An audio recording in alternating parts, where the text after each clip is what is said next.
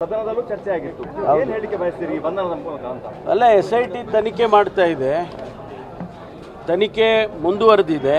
ತನಿಖೆ ಕಂಪ್ಲೀಟ್ ಆಗೋವರೆಗೂ ಕೂಡ ನಮಗೆ ಯಾವುದೇ ವಿಚಾರಗಳನ್ನು ನಾವು ಹಂಚ್ಕೊಳ್ಳೋದಕ್ಕೂ ಆಗೋದಿಲ್ಲ, ಕನ್ಕ್ಲೂಡ್ ಮಾಡೋದಕ್ಕೂ ಆಗೋದಿಲ್ಲ.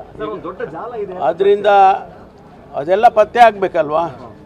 ಜಾಲ ಇದೆಯಾ ಇಲ್ವಾ ಅಥವಾ ಏನಿದೆ ಅದೆಲ್ಲ ವರದಿ ಬಂದ ಮೇಲೇ ಗೊತ್ತಾಗುತ್ತೆ. ಅಲ್ಲಿಯವರೆಗೂ ಊಹಾಪೋಹಗಳು ಇರ್ತಾವೆ.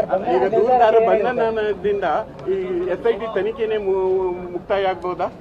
ಅದು ಹೇಳಲಿಕ್ಕೆ ಬರೋದಿಲ್ಲ. ಮತ್ತೆ ಸುಜಾತಾ ಭಟ್ ವಿರುದ್ಧ ಏನಾದರೂ ಆಕ್ಷನ್ ತಗೊಳ್ತೀರಾ? ಅಲ್ಲ, ಸುಜಾತಾ ಭಟ್ದು ಕೂಡ ಈ ತನಿಖೆಯಲ್ಲಿ ಮಾಡ್ತಾ ಇದ್ದಾರೆ.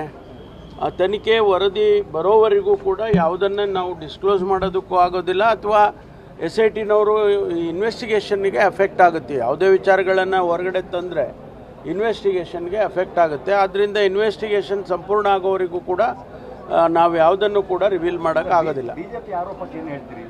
ಅಲ್ಲ, ಅವರು ಆರೋಪ ಮಾಡ್ತಾನೆ ಇರ್ತಾರೆ, BJPಯವರು ಆರೋಪ ಮಾಡ್ತಾರೆ, ಅನೇಕ ಜನ ಅದ್ರ ಬಗ್ಗೆ ಕಮೆಂಟ್ಗಳು ಮಾಡ್ತಾ ಇರ್ತಾರೆ. ಬೇರೆ ಬೇರೆಯವರು ಬೇರೆ ಬೇರೆ ರೀತಿಯಲ್ಲಿ ಹೇಳಿಕೆಗಳನ್ನು ಕೊಟ್ಟಿರೋದನ್ನು ನೋಡಿದ್ದೇನೆ ನಾನು. ಆದರೆ ಆ ಹೇಳಿಕೆಗಳ ಆಧಾರದ ಮೇಲೆ ನಾವು ಕನ್ಕ್ಲೂಡ್ ಮಾಡೋದಕ್ಕೆ ಆಗೋದಿಲ್ಲ ಅನ್ಲೆಸ್ SIT